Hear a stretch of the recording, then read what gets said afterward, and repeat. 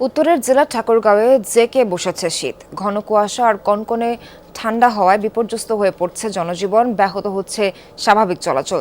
শীত বস্ত্রের অভাবে বিপাকে শ্রমজীবী মানুষ, বেড়েছে শীতজনিত রোগ। তবে শীত মোকাবেলায় সব ধরনের প্রস্তুতি রয়েছে বলে দাবি জেলা প্রশাসনের। ধীরে ধীরে আড়মোড়া ভাঙছে সূর্যি মামা। ঠাকুরগাঁয়ে ভীষণ শীত, সেই শীতে যেন কাবু স্বয়ং প্রকৃতি। দূরে দূরে দেখা যাচ্ছে কৃষকের আবছা ছায়া, যেন কুয়াশার বুক চিরে স্বপ্নের মতো আস্তে আস্তে দৃশ্যমান হচ্ছেন তারা। হাড় কাঁপানো শীতে কৃষকদের পোহাতে হচ্ছে নানা সমস্যা, তবু সকাল হতেই ছুটতে হচ্ছে পেটের দায়ে। কুয়াশা না হলেও কালকে তো 1টা পর্যন্ত ছিল দুপুর। আমরা তো দিন মজুর করে খাই, আমাদের তো মনে করি যে এই শীত পড়লে তো আমাদের কাম কাজ নাই, আমরা ওই কোনোদিন না খায়া থাকি, কোনোদিন পাই, কোনোদিন খাই নাই। সন্ধ্যার পরে থাকা যায় না, সকাল তাও একটু কম, সন্ধ্যার পরে বেশি ঠান্ডা। ঠান্ডা, ভাড়া ভোটটা কমে গেছে। আগে যেমন 500 টাকা ভাড়া মারতাম, এখন 250-300 টাকার মধ্যেই ভাড়া হচ্ছে। যাত্রীও খুব কম উঠতেছে গাড়িতে ঠান্ডার কারণে।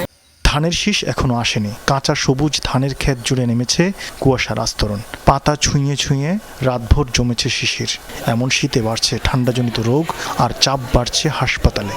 ঠাকুরগাঁয়ে প্রচুর রুগী, এই রুগী সেটা হচ্ছে একটা বেডে 3 জন করে রুগী আছে। ঠান্ডার কারণে হওয়ার পরে নিউমোনিয়া দিচ্ছে, জন্ডিসে ধরছে।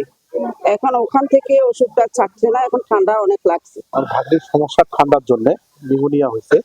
আমরা গত 3 দিন ধরে আমি ঠাকুরগাঁও সদর হাসপাতালে ভর্তি আছি। আমাদের আজকে এ পর্যন্ত প্রায় 190টা রোগী আমাদের এখানে অবস্থান করতেছে, এবং এর মধ্যে সকাল থেকে আরো প্রায় 20টার মতো পেশেন্ট আমাদের অলরেডি ভর্তি হয়ে গেছে। ডায়রিয়া রোগ যেটা আমরা বলি, যে বাচ্চারা পাতলা পায়খানা, বমি, সঙ্গে পেট ব্যথা, খাইতে পারতেছে না, ডায়রিয়া রোগীর সংখ্যাটা আমাদের একটু বেশি বেড়ে গেছে।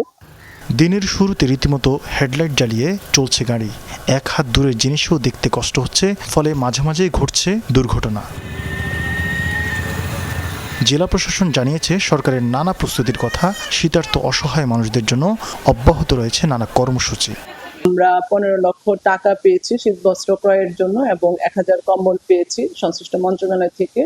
সেগুলো উপজেলা ওয়ারি বিতরণ হয়ে গিয়েছে, আর বেসরকারি পর্যায় থেকেও কিছু শীতবস্ত্র পাওয়া গিয়েছে, সেগুলো বিতরণের কাজ চলছে।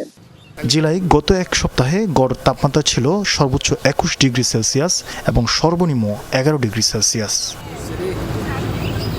শরীফ ফারুকি, যমুনা নিউজ।